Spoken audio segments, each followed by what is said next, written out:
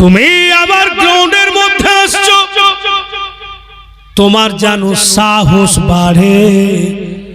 তাই আমি তোমার আল্লাহ, আমি নিজে আবু বকরের আওয়াজ করেছি। সুবহানাল্লাহ। তোমার সাহস আগে বাড়ে, তুমি আমার কাছে চলে আসবে। তোমার আবু বকর এখানে নাই, দুনিয়াতে আছে, কিন্তু আমি নিজে আওয়াজ করেছি। আল্লাহ তাআলাকে দয়ার নবী বলছেন, খোদা গো, দুনিয়াতে আবু জেহেল তোমার নবীকে মানে না, উতবা উতাইবা তোমার নবীকে মানে না, সাইবা তোমার নবীকে মানে না।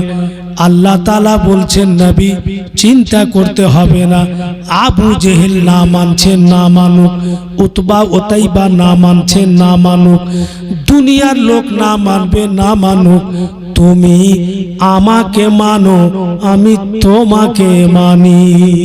সুবহানাল্লাহ। তুমি আমাকে লা ইলাহা ইল্লাল্লাহ বলো, আমি তোমাকে মুহাম্মাদুর রাসূলুল্লাহ বলতেছি। মাহবুব, তুমি আমাকে মানবে, আমি তোমাকে মানব। হাবিব, ফয়সালা করে দিলাম যে তোমার নয়, সে আমার নয়, যে তোমার সে আমার, যে তোমাকে চিনবে না আমি তাকে চিনি না, যে তোমাকে মানবে না আমি তাকেও মানি না।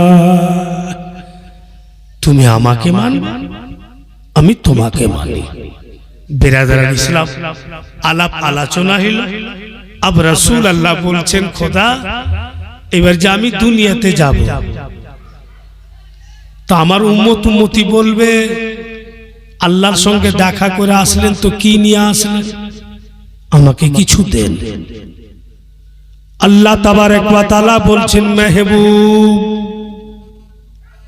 তোমার উম্মতের জন্য আমি 50 ওয়াক্তের নামাজ দিলাম। 50 ওয়াক্তের নামাজ নিয়ে যাও, তোমার উম্মতকে দিবে। রাসূলুল্লাহ 50 ওয়াক্তের নামাজ নিলেন। এবার আল্লাহর কাছ থেকে আসছেন, আল্লাহ ফের বলছেন হযরত মুসা নবীকে, ওগো আমার মুসা, আমার মেহবুব চলে যাচ্ছে, 50 ওয়াক্তের নামাজ নিয়ে ঘুরিয়া দিও, ঘুরিয়া পাঠায়ো, যেন কিছু কম করে নাই, কারণ তার উম্মত 50 ওয়াক্ত পড়তে পারবে না। এখানে তো প্রশ্ন হতে পারে যে 50 ওয়াক্ত আল্লাহ তুমি তো জানছো যে পড়তে পারবে না, তো দিলে কেন? কেন তুমি দিলে? আর দিয়ে ফির হযরত মুসা কে বলছো ঘুরাও ঘুরাও। তো হযরত মুসা নবী বলছেন, আকা কি পাইলেন? বলে 50 ওয়াক্তের নামাজ। বলে যান ঘুরিয়ে যান, কিছু কম করিয়ে নেন, পারবে না। ফির রাসূলুল্লাহ ঘুরে গেলেন, আল্লাহ বলছেন 5 ওয়াক্ত কমিয়ে দিলাম, যাও। 45 ওয়াক্ত থেকে ফির আল্লাহ বলছেন, হে মুসা, ফির ঘুরাও আমার নবীকে, আরো জেনে কমিয়ে নেই। ফির হযরত মুসা নবী বলছেন, আবার ঘুরে যান, এখনো হয়নি, পারবে না পড়তে। ফির ঘুরে গেলে, ফির 5 ওয়াক্তের কম, 40 ওয়াক্ত রয়ে গেল। এমনি করে করে বারবার আল্লাহ পাঠিয়েছেন 5 ওয়াক্ত কম করে করে, আর হযরত মুসাকে বইলা বইলা খালি রাসূলুল্লাহকে ঘুরেছেন। তো বলবো কি বলবো না, যে আল্লাহ তুমি তো সবই জানো, তিগিলা কেন করছো? একবারে ঘর কমিয়ে দাও, একবারে ঘটিয়ে দাও। দিছো তুমি, ফির ঘুরাইছো তুমি, ফির কমাইছো তুমি, ফির 5 করে। तो रब्बुल इज्जत बोलছেন, इसलिए मैं ऐसा करता हूं कि बार बार हबीब आएगा और मैं अपने महबूब को देखूंगा। सुभान अल्लाह, कि बार बार আমার নবী আসবে, আমি দেখব। তো ফের প্রশ্ন হবে যে আল্লাহ তুমি কি দেখতে পাও না? তুমি তো দেখতেই পেছো সব কিছু। बोले हाँ मैं देख रहा हूं, पर दुनिया वाला को बता रहा हूं कि देख खुदा अपना हबीब को कितना चाहता। সুবহান আল্লাহ। আমি দুনিয়ার লোককে দেখাচ্ছি যে আমি আমার নবীকে কত ভালোবাসি। এমনি করে বাপু ৪৫ ওয়াক্ত কমে গেল আর ৫ ওয়াক্তের নামাজ নিয়ে রাসূলুল্লাহ আল্লাহর সামনে দাঁড়িয়ে আছে। তো আল্লাহ পাক বলছেন কিছু বলবে নাকি মাহবুব? বলে হ্যাঁ। তো বলো। বলে আল্লাহ তুমি ৫০ ওয়াক্ত দিয়েছিলে? বলে হ্যাঁ। কমাতে কমাতে ৪৫ ওয়াক্ত কমে গেল, ৫ ওয়াক্ত টিকা থাকলো? বলে হ্যাঁ।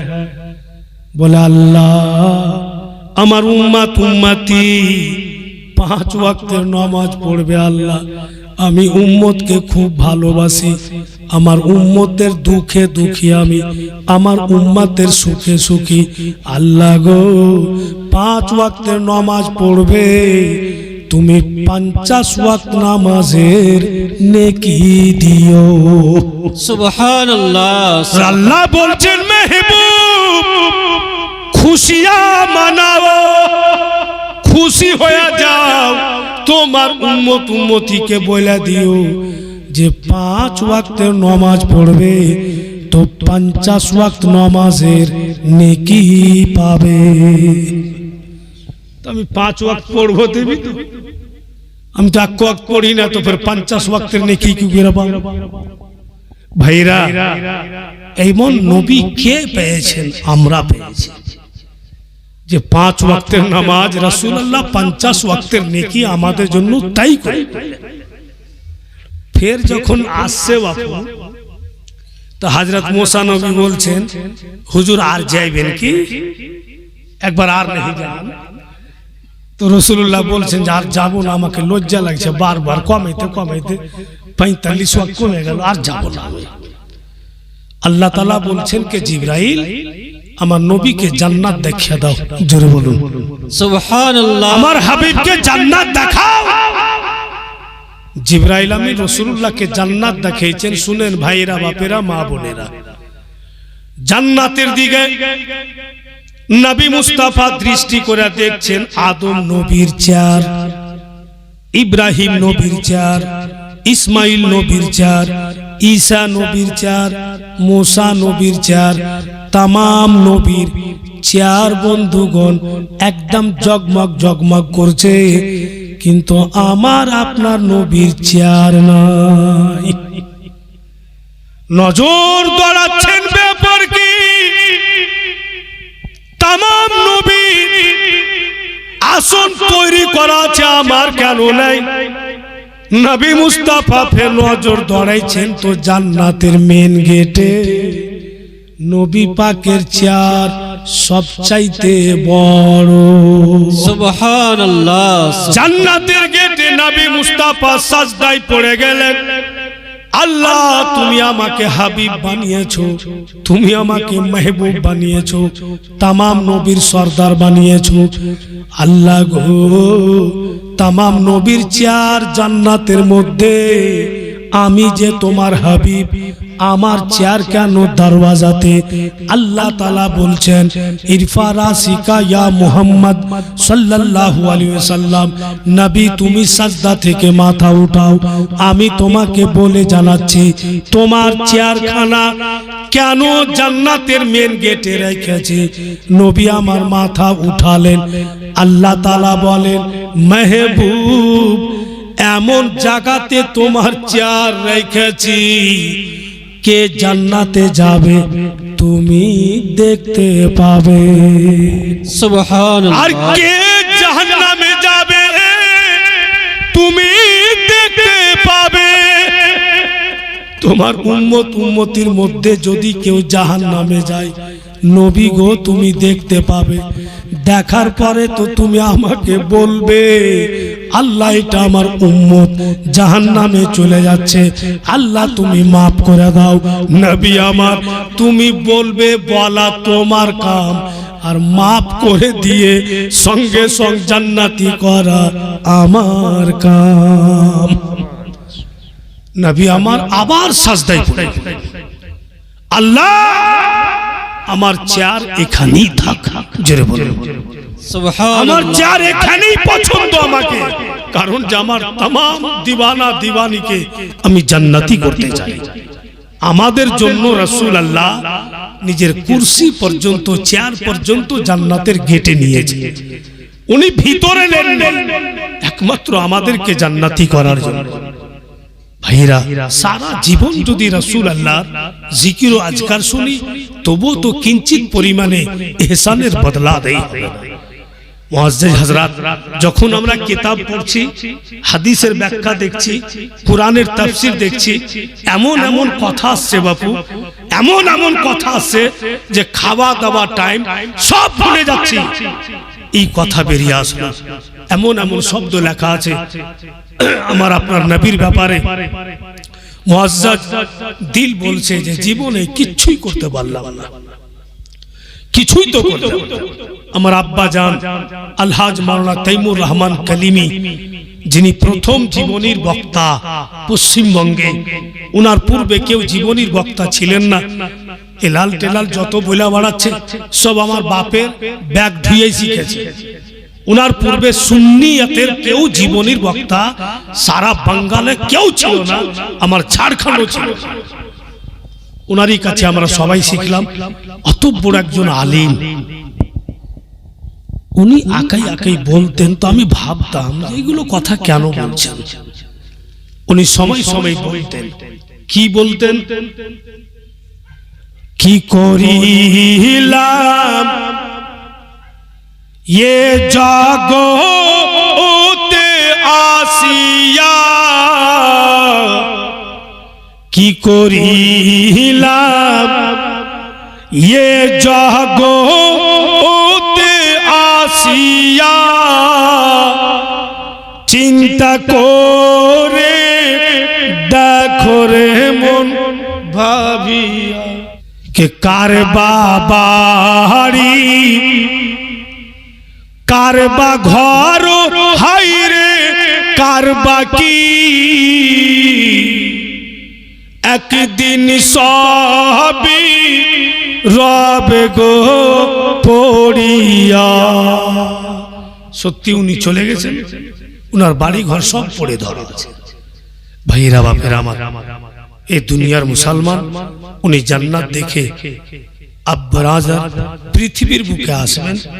উনি জাহান্নামেরও কতগুলো নমুনা দেখেছিলেন। নবী মুস্তাফা জাহান্নামের দুই একটা নমুনা বলে দিই, উনি দেখেছেন অনেক কিছু, কিন্তু দু চারটা আমি আপনাদের সমক্ষে রাখছি। জাহান্নামের নমুনা রাসূলুল্লাহ দেখেছেন। মুআজ্জাজ, একইবারে একজন ব্যক্তি শুয়ে আছে আর ওর মাথাতে পাথর মারছে। পাথর যখন মারছে তো মাথা চাকনা চুর হয়ে গেল, আর ফের পাথর উঠাইতে যা সময় লাগে মাথা ঠিক হয়ে গেল, আবার ফের তার মাথায় মারছে। রাসূলুল্লাহ বলছেন, জিবরাইল এই কি গুনাহ করেছে? জিবরিল আমিন বলছেন, ইয়া রাসূলুল্লাহ কুরআনের হাফিজ ছিল, কুরআনের হাফিজ, কুরআন তিলাওয়াত করতো না, ভুলে গিয়েছিল। আর নামাজের টাইম হয়তো, মসজিদে আজান হইতো, তবুও চায়ের দোকানে সেখানে বসে গল্প গুজব করতো, কোনো ধ্যান দিত না।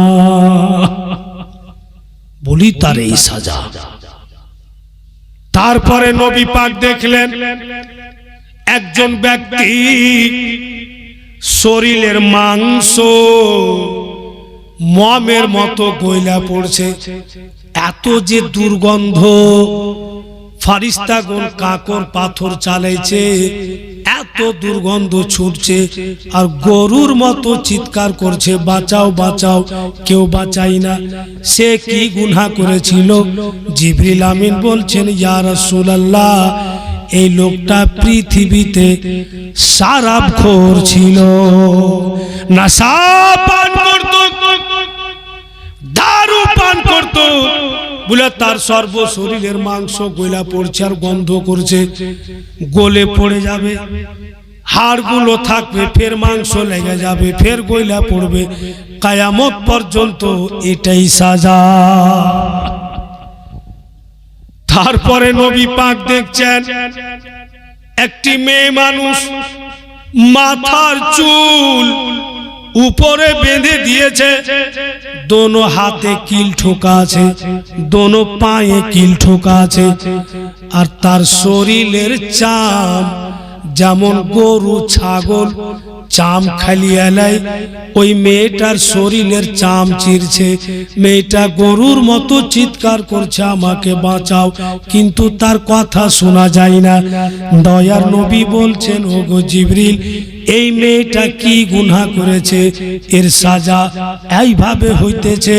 জিবরাইল আমিন বলছেন, আকা আল্লাহ তাআলা একে খুব চেহারা দিয়েছিল, খুব রূপ রং দিয়েছিল, দেখার মতো চেহারা ছিল। পর পুরুষের সামনে পাতল পাতল কাপড় পরতো, ছোট ছোট কাপড় পরতো, পর পুরুষের সামনে ঘুরে বেড়াতো, চেহারার নুমাইশ করতো। বলে আল্লাহ তাআলা আজকে তার জন্য সাজা ধার্য করেছে। যে আল্লাহ তো রূপ দিতে পারে, তো তুই খারাপ ব্যবহার করেছিস, তোর ছিনেও নিতে পারে। কিয়ামত পর্যন্ত এটাই হবে। তারপরে নবী আমার দেখছেন রক্তের নদী। কোন রক্তের নদী? মানুষের শরীরে ফোড়া বা ফুনসি বা ঘা হয়ে যায়, তারপরে যেটা খারাপ রক্ত থাকে, ওই ঘিন খারাপ রক্তের নদী, আর কতগুলো ওই নদীতে হেলছে, গান্দা রক্ততে পড়ে আছে, গরুর মতো চিৎকার করছে, এত গান্দা রক্তের নদী থেকে উঠাও, বাঁচিয়ে লাও। এই বইলা কিনারাতে আসছে গো, আর পাথর মেরে আবার কিন্তু রক্তের নদীতে ঠেলে দিচ্ছে, উঠতে পারে না। নবী আমার বলেন, এরা কি গুনাহ করেছে? বলছেন জিবরিল, ইয়া রাসূলুল্লাহ, পৃথিবীর বুকে এই লোকেরা সুদের ব্যবসা করত, সুদের ব্যবসা করত, যত সুদের ইন্টারেস্ট খেয়েছে সব রক্তের এই গন্ধা রক্তের নদী হয়ে গেছে। কিয়ামত পর্যন্ত এইভাবেই পড়ে থাকে। তো যে যা গুনাহ করেছে সবের সাজা ওখানে বন্ধুগণ আল্লাহ বানিয়ে রেখেছেন। তারপরে দেখলেন উনি একটি বিষাক্ত সাপ, বিশাল বড় সাপ, যার মুখে লোহা জঞ্জির লাগা আছে, আর দোনো সাইডে ফেরেশতা টেনে আছে, এক এক সাইডে ৭৭,০০০ ফেরেশতা, ৭৭,০০০ করে ফেরেশতা ওই সাপের মুখে লাগাম দিয়ে টেনে আছে। নবী আমার যেমনই সামনে গেলেন, সাপের দোনো চোখ দিয়ে হা হা করে পানি ঝরছে। দয়ার নবী বলছেন, ও ফেরেশতাগণেরা, এই সাপের মুখ থেকে জঞ্জির টেনে না। ফেরেশতাগণেরা বলছে, হুজুর, জঞ্জির যদি টেনে নি, এমন একটা শ্বাস ছাড়বে যে দুনিয়া ধ্বংস হয়ে যাবে। একটা শ্বাস যদি ছেড়ে দেয়, সারা দুনিয়া ধ্বংস হয়ে যাবে। নবী আমার বলছেন, না টানো। আমি ওর সামনে আছি, আমাকে দেখে কেন কাঁদলো আমি জিজ্ঞাসা করব তো? আমি আছি, ও শ্বাস ছাড়বে না, টেনে টেনে। আর রাসূলুল্লাহর কথা, জঞ্জির টেনে নেবে। যেমনই জঞ্জির টেনেছে, দয়ার নবী বলছেন, বলো তো তুমি আমাকে দেখে কেন কাঁদলে? সাপ বলছে, ইয়া রাসূলুল্লাহ, যবে থেকে আল্লাহ আমাকে তৈরি করেছে হুজুর গো, এখন পর্যন্ত আল্লাহ আমাকে খাবার দেয়নি, এত খিদা পেয়েছি, আল্লাহকে বলছি আল্লাহ খাবার দাও, আল্লাহ আমাকে বলছে সবুর করো।